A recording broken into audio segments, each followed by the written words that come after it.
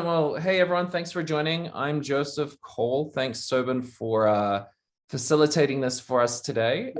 In a second, I am just about to share my screen, but I've had a situation where I share the wrong screen sometimes, so I want to be very careful about this today.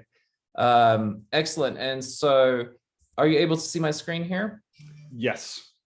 Great. Well, fantastic. Thanks everyone for joining. I'm Joseph Cole. I'm VP of Marketing with Glider, just in case you didn't know from my t-shirt. I gotta get Ben to wear it today, but if you're here for the enterprise security and candidate fraud Q&A, you are in the right place. So I'm gonna help moderate the conversation today with both Ben and Eddy. And so if you do have any questions, please make sure that you add them into the Zoom question box. I think everyone's pretty familiar with Zoom at this point, so there's no need to go over housekeeping there. But let me proceed forward. So just in case, if you can't hear me, or if you can hear me, please feel free to throw something in the chat box. But if not, I'll continue. There's no Jeopardy music, so I guess we'll just continue. So here's the agenda for today. We'll quickly go over who we've got on our panel. Then go into a little bit about the situation. How did we get here? Why is enterprise security such a risk with hiring?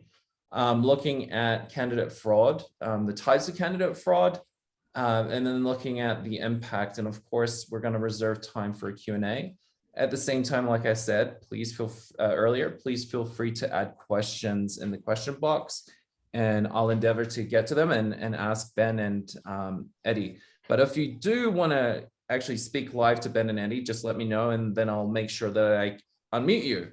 So without further ado, let Ben introduce himself. Ben, why don't you go ahead?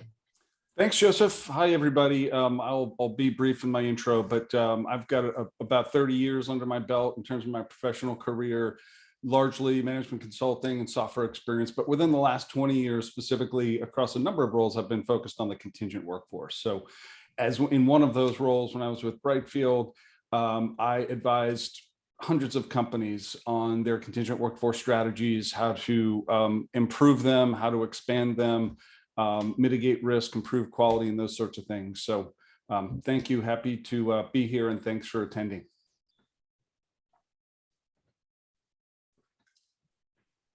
Thanks, Ben. Thanks, Joseph. My name is Eddy Han. I've about 15 years experience, or over 15 years experience working in information security within insurance, investment banking, and all other industries. So I've seen a lot of things in information security, but the last 5 years I've been spending more time in software as a service and platform management and privacy compliance consulting in the staffing industry.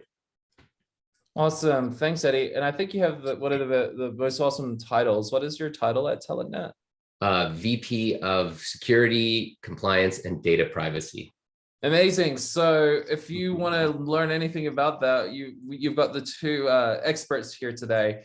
We've got an audience between TalentNet as well as Glider. So I figured Ben and Eddy, why don't you give a little blurb about what is Glider and then what is TalentNet? Go ahead, Eddy. So TalentNet is a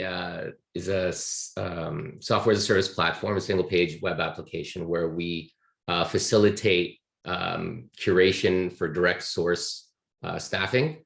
So tenants or clients would sign up and use their brand to drive direct sourcing and recruitment through our platform, and traditional curation services would manage those things and be able to drive candidates into a talent pool where they can see all the jobs for particular clients.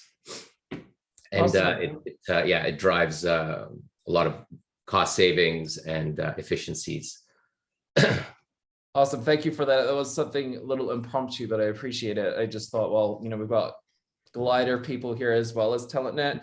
And by the way, in case you didn't know, we are partners, but Ben, I'll go back to you, Cool. just in case people don't know who you are, but I think they do now. But why don't you give a little blurb about Glider if you like? Sure, no pressure with the VP of marketing facilitating this webinar. I know, Make sure I get exactly. the elevator pitch right, but Glider is in essence a skills competency platform, so a SaaS software platform as well, where we have a number of skills that we can test for, both technical skills as well as non-technical. So for example, lots of testing of software developer roles down to very specific skill sets, but we also do the full gamut of non-technical skills assessments as well. So lots of companies use us for customer service tests, for accounting related tests, again, the full gamut.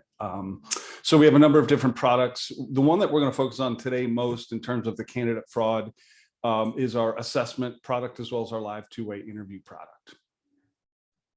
Excellent. Thank you both. Ben, you did a good job. So let's jump into the agenda. So as I shared earlier, we went over intros. We're going to go into a little bit of the situation and understand how did we get here. So Ben, I think I'll let you lead the show here. But cool. Yeah.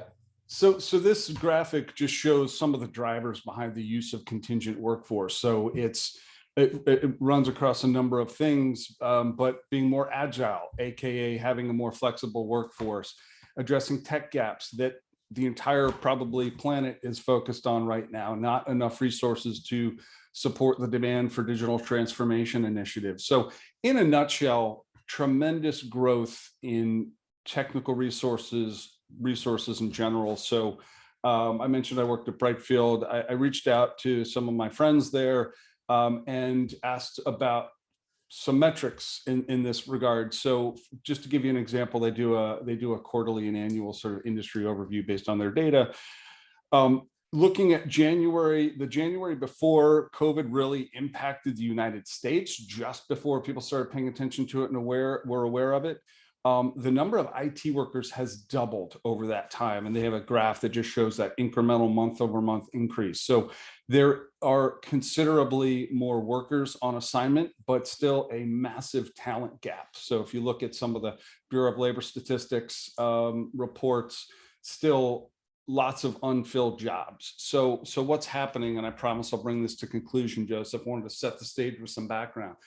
Huge growth in demand for IT resources, right? And so then you have some folks who are like, okay, I see an opportunity for me here, and I'm going to go take a class, or I'm going to go do a boot camp and gain some skills, and they want to get a job in the IT space. Unfortunately, there's, in addition to a cohort of very qualified technical resources who are taking our assessments and conducting interviews through our platform, there's a group of folks who are not particularly qualified, hopefully at least marginally qualified, some not qualified at all, and they're attempting to cheat the system. They see the growth in bill rates for IT resources and the demand. They may have taken a class and they felt like, all right, I'm gonna attempt to get a job in this area, but instead of taking this test independently or doing this interview myself, I'm going to attempt any number of ways of cheating, and we'll get into that later. So that's sort of where we are specific to this topic of candidate fraud. I'm going to elaborate with one more point, Joseph, before we move on, and that is, I do also want to be real clear here. The fraud that's occurring that we see through our platforms, through the proctoring functionality that we can turn on and that customers can elect to turn on or turn off, we have seen a 92% increase in candidates who have attempted to cheat in some way on this in our platform. The majority of candidates who go through our process are not cheating. And I want to be real clear about that. There is a massive problem here. It's less than 50% who are cheating, but that, you know, that if it's 25% or 10%, you still have a significant problem. So, and the reason why I want to mention that, and Joseph, you and I talked about this earlier in the week. I had an awesome exchange with a software developer who went through one of the glider tests, and he told me it's okay to mention his name, Ray Morrison. He has an awesome story. He was in the food service industry initially. He moved into manufacturing services, but he always wanted to get into the technical realm. He wanted to be a software developer. He went to a boot camp. He self-taught. He aspired to gain proficiency in this space. He eventually gained some contract positions, and he just recently got a full-time gig. This is what Glider is all about. It's competency over credentials. It's what he knows and what he can do versus, let's say, his education or what might show up on his resume.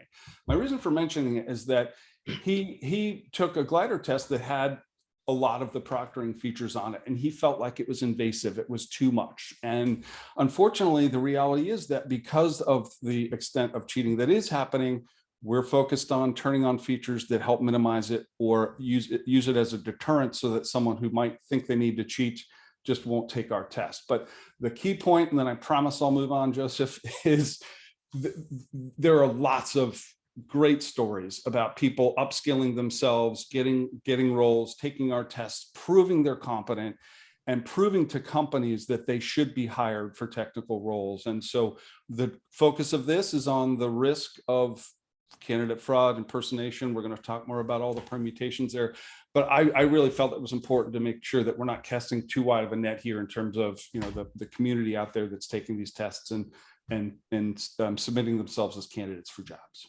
No, excellent. And thanks for the example and sharing the context, obviously, in a remote world, especially driven by COVID. We've got a global workforce. How do you verify the person is who they are and then the skills that they have? Eddie, is there anything that you guys have seen from a TalentNet standpoint, you know, around the context of how we got here and how it's happening on your end? Well, with remote work being a thing, and I think it's a thing to stay, if not hybrid, it'll be, you know, fulsome or what have you. We are seeing, you know, it's a battle for limited resources, right? Like the IT resources are limited, and everybody's fighting for the same kind of chunk of the pie. And so I guess fraudsters, if you want to call them that, or people that are looking for an angle to get in, understand that there is value in being able to represent yourself as something that you might not necessarily have to get you in the front door.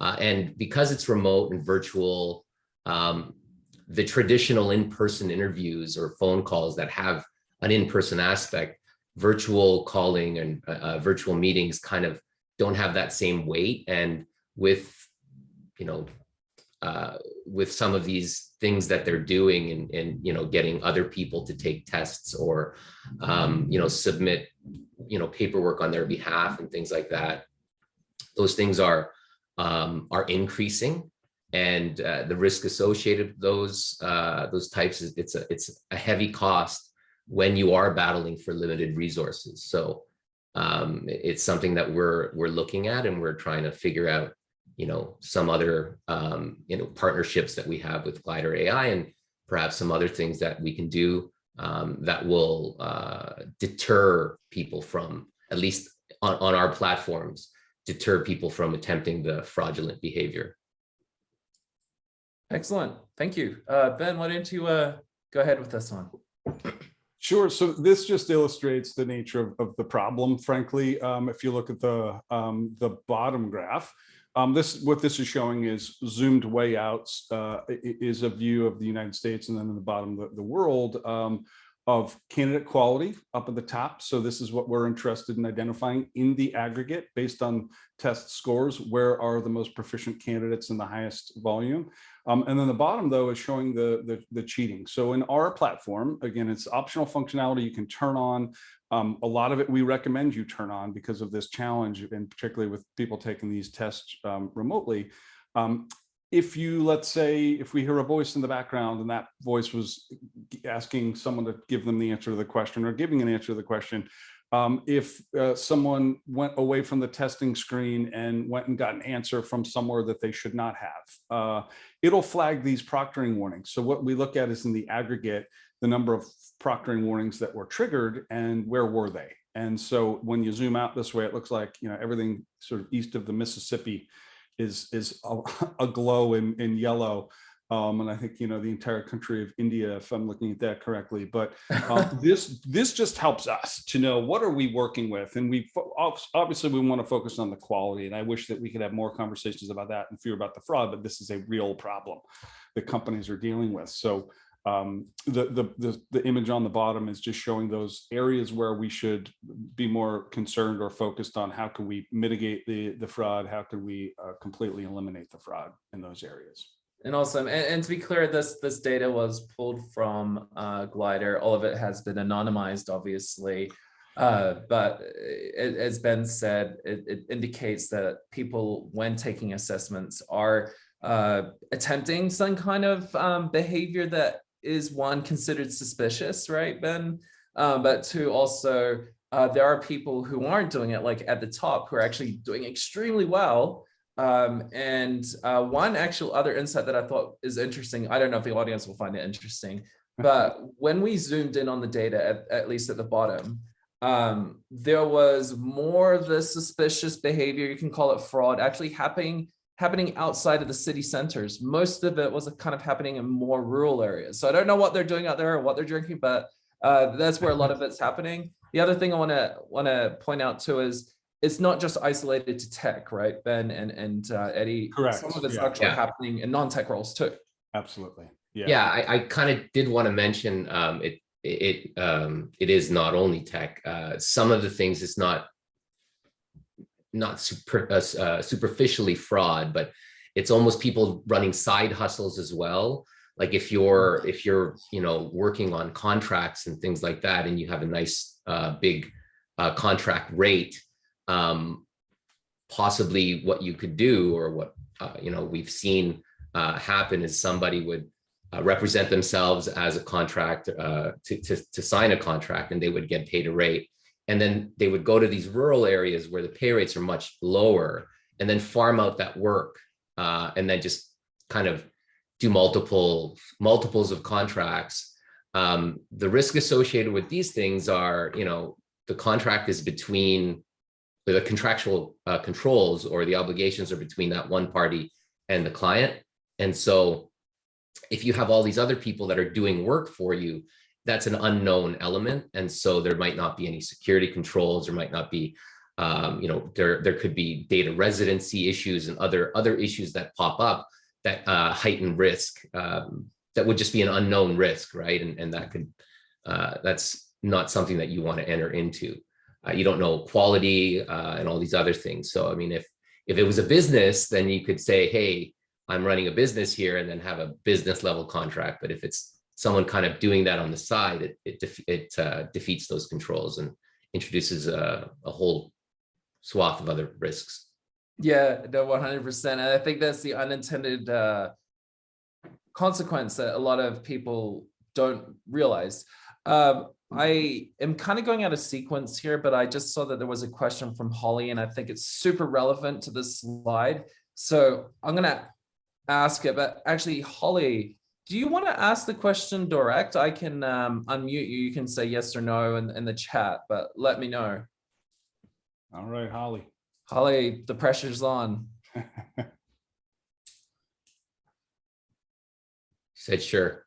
Sure. Okay, awesome. Thank you, Holly. How do I unmute? Sobin, are you able to unmute? I open my big mouth and then Holly's there. Okay. Hey, Holly, thanks for jumping in for us. Hi, guys.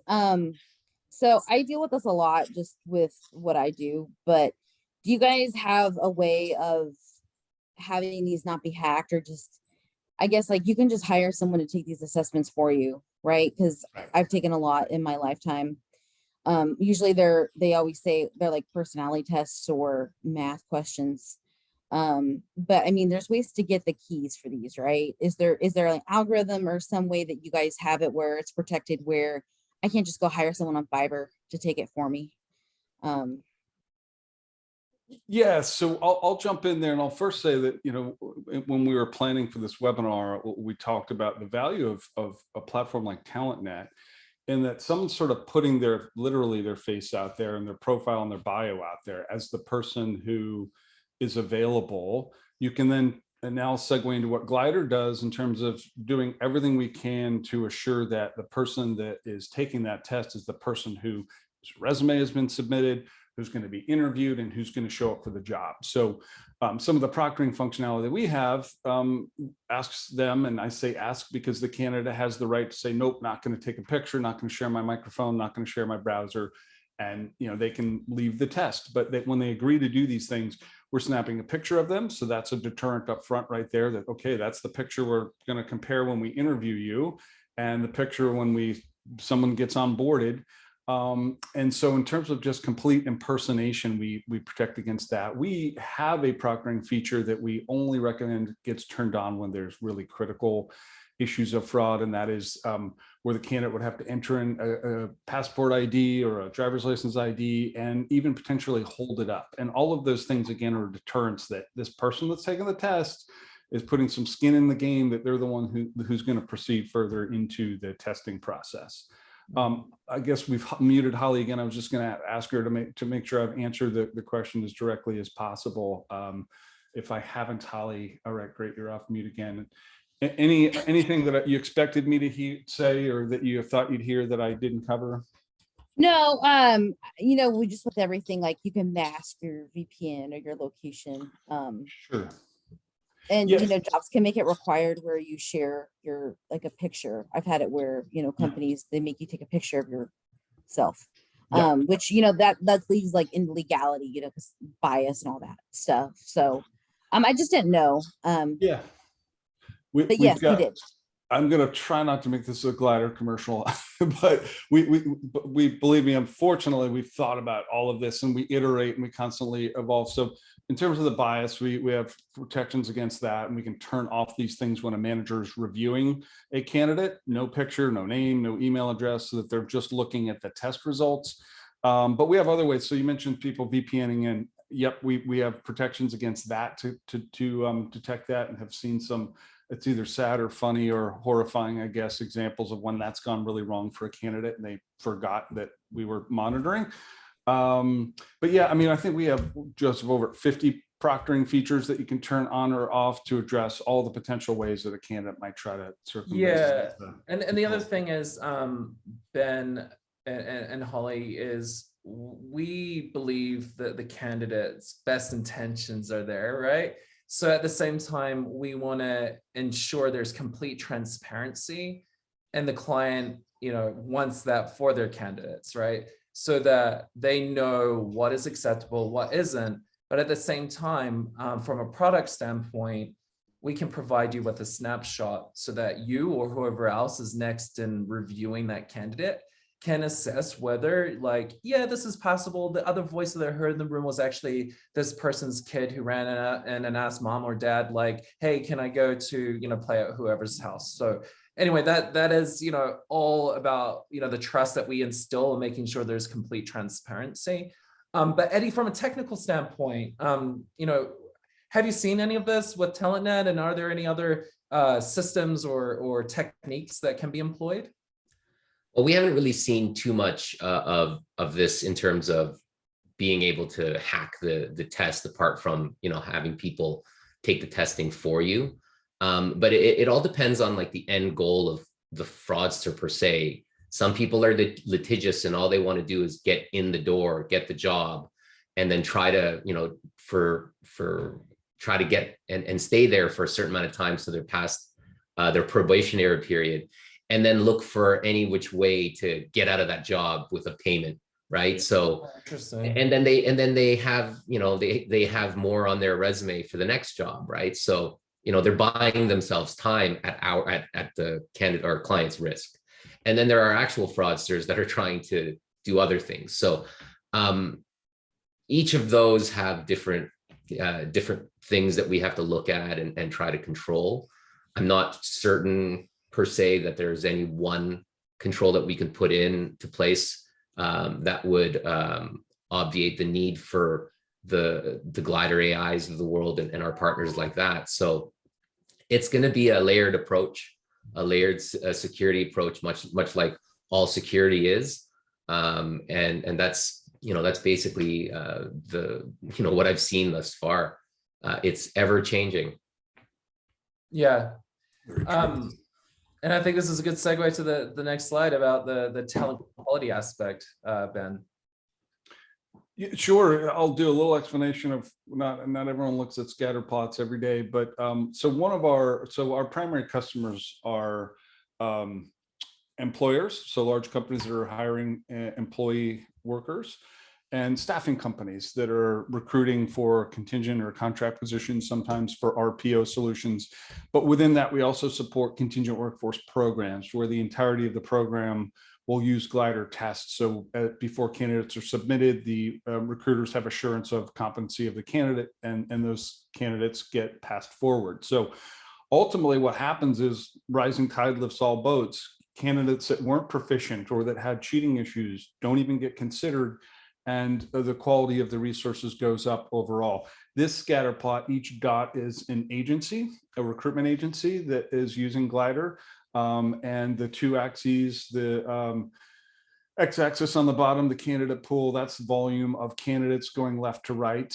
So how many candidates have been submitted or tested going left to right, and then the competency score. So how proficient are they? And so the highlighted green, the darker, is sort of the highest volume of candidates who've been tested with the higher scores. So agencies that have figured out how to leverage this solution and weed out the non-competent and emphasize and submit the most competent. And what we hear from them directly is that their placement rates are going up, their walkthroughs are going up, where take the test, show up.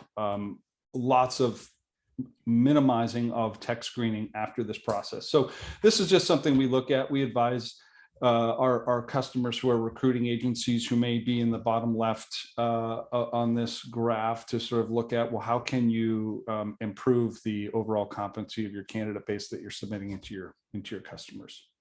Yeah, no, that's interesting. One thing that is important to know with employing these tests, right, is that the candidate, one, gets a good understanding of the job, right? Because they're actually doing tasks that would be performed on the job, so they can assess whether this is something that they want to do. And then two, they're actually standing out, right? Because they're showing that they have this skill set compared to everyone else. So I think, what's interesting is, one, we are mitigating fraud and helping with security. At the same time, you are actually helping the candidate as well as your clients. Another interesting stat that I saw somewhere, and I think it was from Lighthouse Labs. They're an analyst firm in our space, right? But because there's sometimes pushback with having these types of tests or assessments in place, people are like, oh, our candidates don't want to take it. What was found, especially amongst DE&I candidates, right, or someone who might consider themselves DE&I, there were 68% more, in line to take an assessment over like an interview where they're talking to someone or just a resume review. So there's obviously a lot of positives here beyond security. Eddy, anything that you've seen or anecdotally from a talent standpoint? Not really. I've just basically looking at across the industry and a lot of the platforms, or sorry, a lot of our clients that are global in nature. It's a race, really, and so some of the things are falling by the wayside in order to hit the kind of quotas per se. But the feedback that we're getting in terms of quality of candidates are those I guess those programs that have mature assessment tools in place, such like a Glider AI or some other whatever tooling that they have, be it manual or what have you. So it is something that's becoming more and more part of the conversation, as opposed to maybe we should. It's when do we start? Yeah, no, and this brings us to the fun stuff, the actual candidate fraud. I wish I could see everyone's faces because I'd love to see their reactions to some of them. Or, and by the way, if you've had any of these, or if you got other examples of candidates, I guess you could say, behaving badly, please share. Would love to learn. But Ben, why is this fraud happening? I think we kind of covered this, but Yeah, sorry if I stole some thunder. What you highlighted, Joseph, after I answered, is the growth of the remote work, and absolutely. And so you also noted cheating coming from let's say, metro areas. So I can be in, I won't pick a non-metro area so no one thinks that I'm using a specific example. I can be in a very rural place, and I can be working for JP Morgan Chase with colleagues who are sitting in New York City. And so because it's remote and the contingent workers know, okay, this is a contract gig, I'm never going to have to show up on site. I can limit how much I use my webcam. This is all the calculus that we hear about, that, and to Eddie's point, I just want to get through perhaps just my first paycheck or my first couple of paychecks. And the dynamic of the project is such that I'm not going to get called out on a daily basis that I'm really not a very good software developer, for example. So I think that's really the key point here in terms of the remote work spiking and creating a space where people feel like, hey, I think I might be able to get away with this if I cheat a little bit or a lot.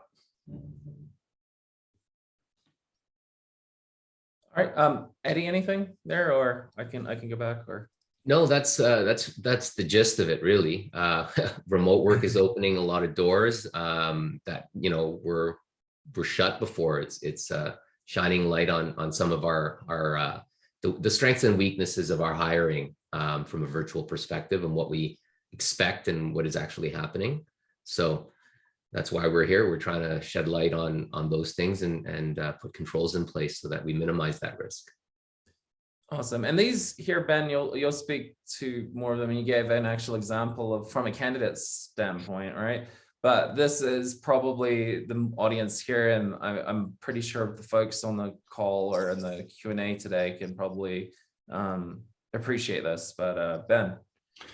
Yeah, so these are just examples of the one that we hear about the most is the person who took this test is not who showed up. And I mentioned that we have live interview a lot functionality as well, where we do now facial matching to see the person that took the test is the person who showed up for the interview, and it automates that process and says, hey, this is not the same person. There's human intervention. So someone can say, I'm not so sure, let's move forward. And then every subsequent interview will do the same thing. The last step in the process is, and this is functionality that we're in the process of rolling out now, is after they're onboarded, doing another face capture authentication process so that the people that have engaged this person remotely or on site really have that full connection from the start to the end of the process. But what you're seeing here is a lot of those cases where the person who interviewed is not who showed up. And I was just mentioning this example to somebody where there was a recruiter who was working with a candidate and shepherded them through the entire process of taking a test and interviewing. Actually, I'm not sure that they took a test in this example because it wasn't a Glider customer, but they shepherded them through the process of interviewing with the manager. And the person got the job. Actually, multiple steps of interviewing with managers. The person got the job, showed up, I think virtually, but on their first day in a meeting with this recruiter, the candidate said, oh, it's great to meet you. And didn't realize, oh, this is that person that I was supposed to know who was shepherding me through this whole process. Because the person who showed up was not that person that had been shepherded along the way with every candidate. So this manifests itself in a lot of different ways. And we hear lots of examples here. But, I think we've covered, sometimes it's during the test, I just got some help. Sometimes it's had someone else take the test for me. Sometimes it's someone else did the interview for me. So we're trying to cover off on all of those scenarios with our proctoring controls.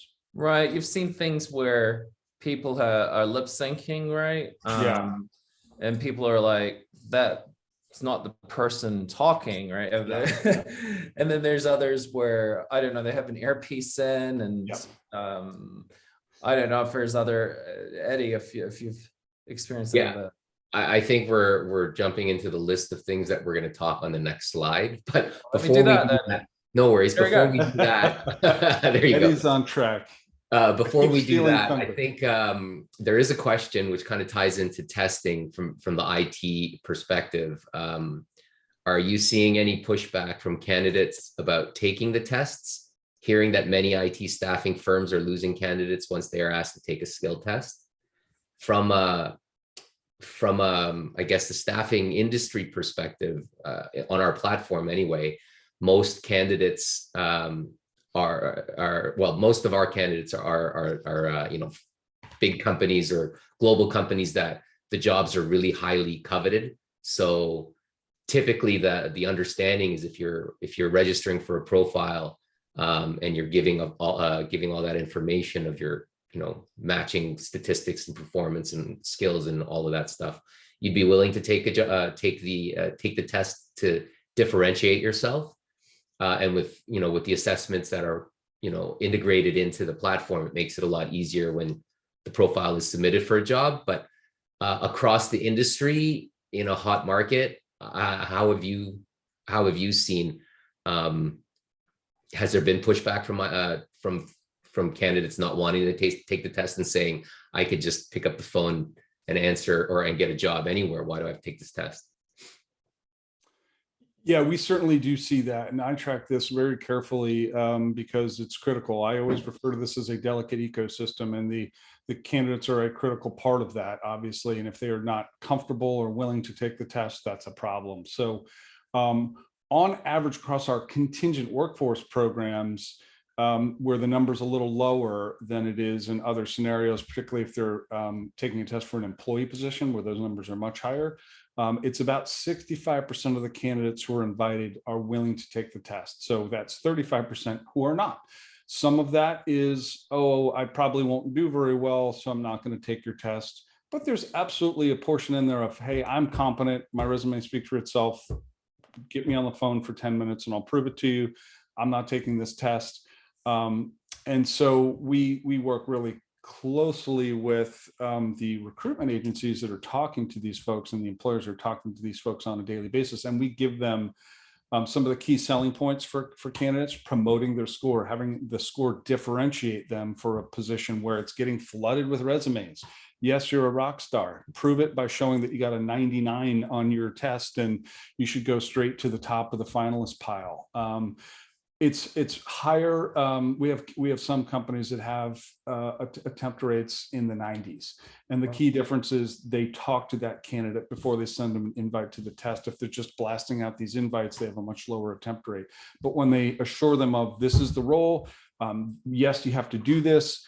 It's 30 minutes to take this test, and then you're going to save several rounds of tech screenings on the back end, and you're going to get placed faster if you do this. It's those conversations that tend to give assurance to the candidate that it's worth taking it. And those companies have higher attempt rates. Yeah. It is also worth it to note that in the privacy sector or privacy realm, if you want to call it that, all across, with ADM, which is automated decision making, and AI ML that powers some of these tools, you have to put like an air gap between that. So if somebody decides that, oh, these tests are, you know, automated and the results are anonymized per se, and the hiring manager only sees the outcome, they can still push back. So we have that first part of what you said, talk to the candidate and kind of get as much information as you can from them prior to the assessment.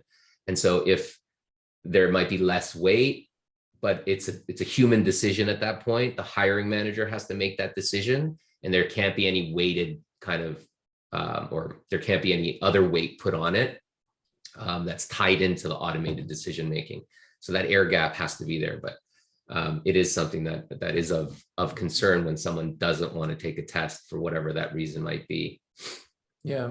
And I mean, the reality is, and Ben and I were talking about this earlier, it's not an entry-level job. Oftentimes, these are also well-paying jobs. So part of it is setting that expectation, right? That like, hey, this is a higher paying job. If you want to work here, this is part of the requirement. So I think some of that is that, you know, like what we're talking about before, setting the expectation and ensuring that there's complete transparency with them. So any examples that you want to point out? I mean, I kind of blew it, didn't I? Like sharing some of these ahead of time, but is there any here that you found super interesting that you'd like to share with the audience?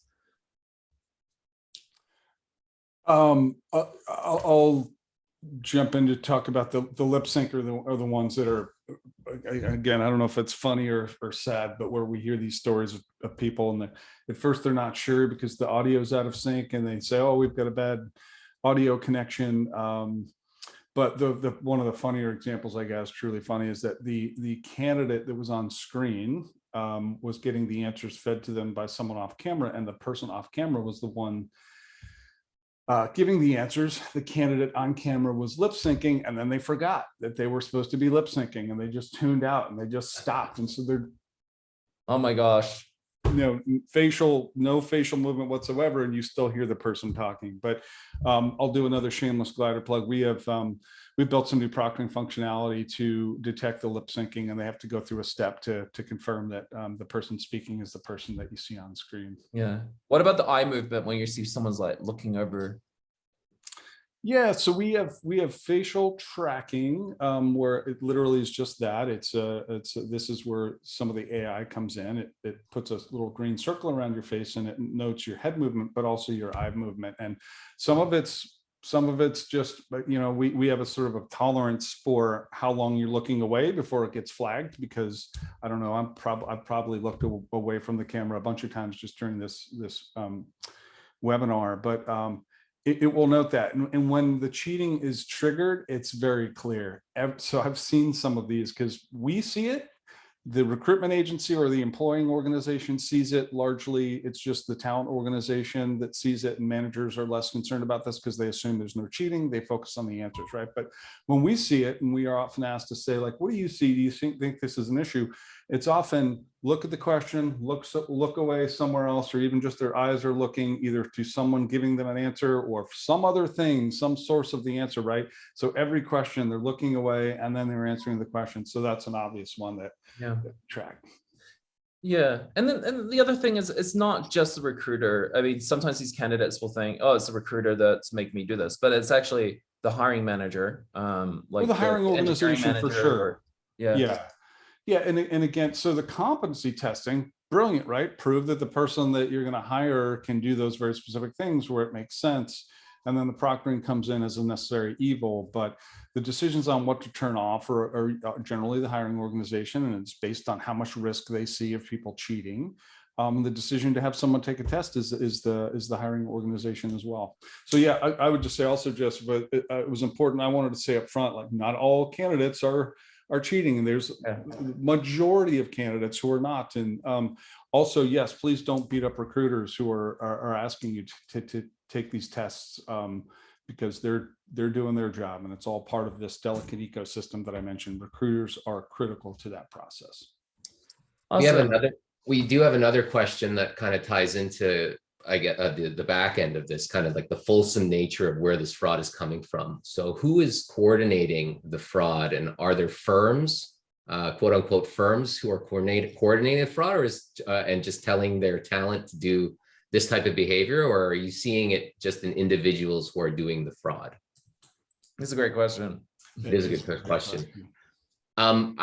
I don't know if there's a definitive answer, but if you think about generally the world that we are in right now and the difference in pay gap,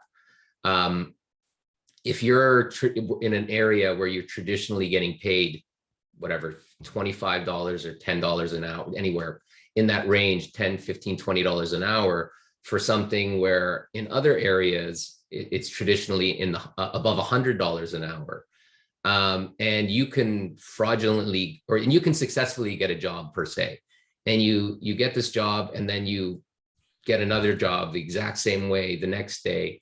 You can, you know, in terms of a firm, if you want to say that, and they made a business model out of this, they can set up a week's worth of jobs and then just kind of, you know, play that time game of training and honeymoon time and probationary time and get a month or two's worth of pay at $100 and some odd an hour. It's worth it to them to do that just for 30 days. Now, obviously, it kills the clients, it kills the candidates, but that's what you're up against in that massive pay gap in the remote work environment. mostly I've seen this in the only way we're going to really see these things is until we can extrapolate collect all of that data. But realistically, it's individuals that are just trying to, job the system and get a job that they're either not qualified for that same reason, to get a higher pay. And that's how we're kind of catching them, by the list that you see on the screen. Mm-hmm. Awesome. And we actually have, I'm going to go out of sequence again, because I love these questions when they're actually in context of what we're talking about. Parachi, would you like to ask the question live, or do you want me to read it out for you? Please let us know in the chat. Is that for Prachi? Yeah. Awesome, Parachi. Let me see. Can Sobin, would you be able to unmute Parachi, please? There we go. Awesome. Go ahead. Parachi, you're on. I feel like a radio show. And it's such a wonderful and informative session that you have given, where we really understand about how the system of the current working is going ahead. So my question to you all is, with the given fact that remote working is definitely going to stay here and now, and how do you definitely, yes, there's the fraud and such kind of an activities will still persist and will continue. So with the amount of pressure that the employer or the companies will have to have about engaging or having a kind of qualified candidates on board, how do you foresee about the working environment in the future for employer and the employee together? Great question. Thank you so much. Well, that kind of ties into our next slide. What's the impact? So we're all working together here. And like, if I may, enterprise security and integrity is kind of what the impact is here. Platforms such as TalentNet are pulling in, or as we like to call in the security realm, shifting left. We're pulling a lot of these checks and balances, a lot of these assessments into the platform, and providing a lot of these things upfront when you're in the kind of profile creation page. It is forcing us to add more, different uses of the things that we're actually doing, right? So like experience matching, resume flaws, social media, and profile comparison, from a visual matching, proactive checks that you can all put together to say what you're saying in answering a question doesn't match the skills or experience or anything that you've put in your resume, and it doesn't match your social media posts about some of the other things. I think we're moving towards that because the data points are there. I don't think it's there yet, but I'm certain a lot of platforms are working on these things. Anyone that has AI or ML in their platform, all they have to do is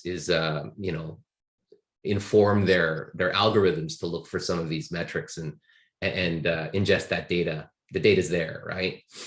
From a workforce perspective, I really can't comment. That's above my pay grade.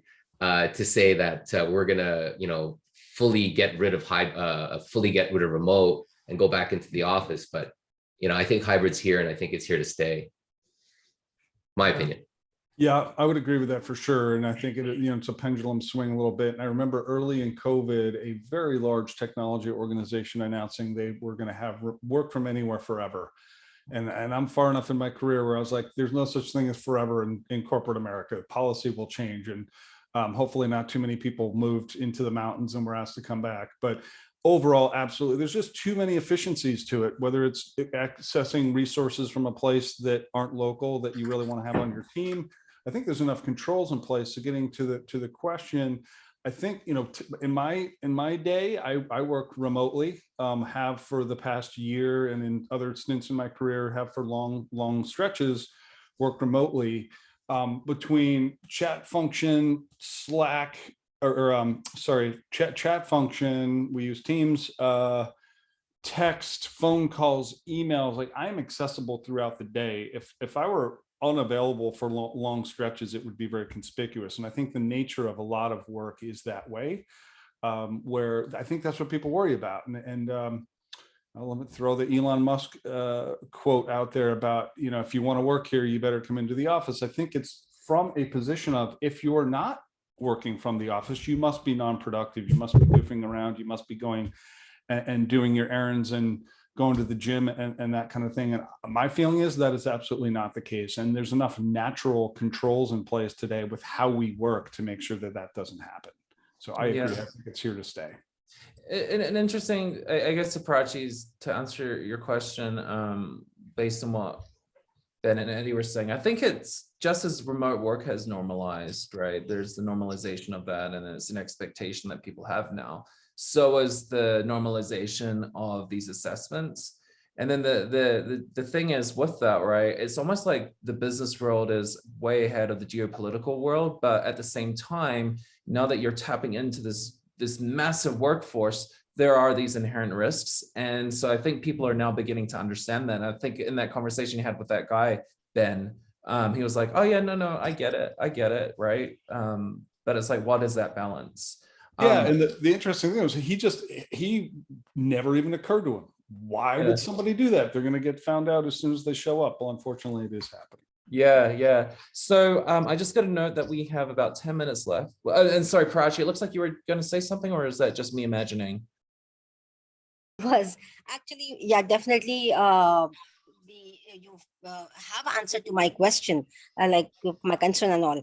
However, wouldn't that be kind of adding a cost to the company? Like, definitely, all these things will add up to the budget of hiring a candidate and then doing the assessments, which would prolong the time of hiring of the candidates, amount of investing the manpower of the employees from the company side, managers, everyone, like having taken their time into consideration. Won't that be also adding the cost to the company? That's what my further question to that will be. Yeah, I'll jump and say that absolutely. And I don't want to pretend that it's not. There's an explicit cost that someone has to pay for conducting an assessment or using a platform that controls for these things. But it's negligible in the big picture in terms of the cost of engaging the candidate and the opportunity cost of a bad hire. So if you go through this whole process, you go through the screening process, think about all the people that were involved in that process. If that candidate doesn't work out because they don't have the competency that they said they did, and you start all over, that cost is a factor of, I don't know, 20x, 50x of the cost of conducting the assessment up front. So I think the ROI is clear for implementing a solution. Yeah, it's probably like the opportunity cost of anything, right? Yeah. Hey, Prachi, thanks for the question. I do have another question here, and I realize that we're going short on time, but Vinod, and I apologize if I'm saying your name incorrectly, but Vinod, would you like to ask the question directly, or do you just want to just let us know in the chat, please?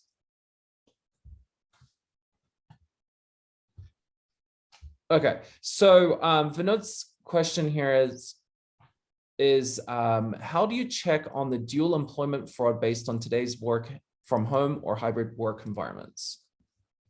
So I think he was referring to multiple contracts or working, multiple jobs. It's not easy, but there are ways to track those things. It's just a connection of, the payroll, the payroll part of it. On the platform side of things, TalentNet is connected to the vendor management system where the payroll of record is there. So if at some point we need to put a control in place where we're finding that payrollers are paying an individual, duplicate, once or twice it looks like a mistake, but on multiple occasions or consistently, it should raise a flag, which would highlight these things. Again, if the target is 30 days, it's going to be hard to catch because it's one payment kind of hid in amongst thousands of payments. But if it's long-term, or if it's kind of behavior-based, we could find out those things. You can shift even further left if you look at some of these things in terms of billing, right? If somebody's getting paid for multiple accounts and it's the same bill address or same banking information on multiple jobs that are, you know, incongruent with the amount of time in a day, those can be raised. The technology is there, the controls can be built rather quickly. It's just a matter of, you know, again, the ROI and the increase of the risk, again, on the screen, how a client is averse, risk averse, right? Excellent. So we're about 5 minutes left. If anyone else has any questions, maybe we've got time for one more, but I know that we've probably got busy schedules here. So Ben and Eddy, any final words for the audience here? And by the way, everyone, if we don't answer your questions today, we'll follow up and you know, send everyone the recording plus answers to the questions asked today. Yes, please do send any questions along. We'll be happy to answer them and send you a response. But I think to end it off, I'm not sure how big of this you know, of risk candidate fraud is. We just do know that it's growing, and with the environment and ecosphere the way it is, and how limited the jobs, the resources are for the jobs at hand, that gap. I don't see it going away anytime soon. How about Yeah. you, Ben? Sadly, I agree. Yep. I think, you know, it'll be interesting to see what happens if there is a slowdown and there are fewer jobs. I would expect this will not impact IT workers as much as other areas, but definitely don't think it's going to go away. Absolutely. Great. Well, thanks again, everyone. We really appreciate you joining us today. We'll send the recording as I mentioned earlier, and feel free to send us questions direct if you didn't get to ask them. But Ben, Eddy, thank you very much. So, and thanks for helping us facilitate today's conversation as well. Thanks very much. Joseph, thanks, Eddy. Thank you. Bye. Bye. Thank you so much. Thanks, Oben. Yeah, thanks, Eddy. Thanks, Ben.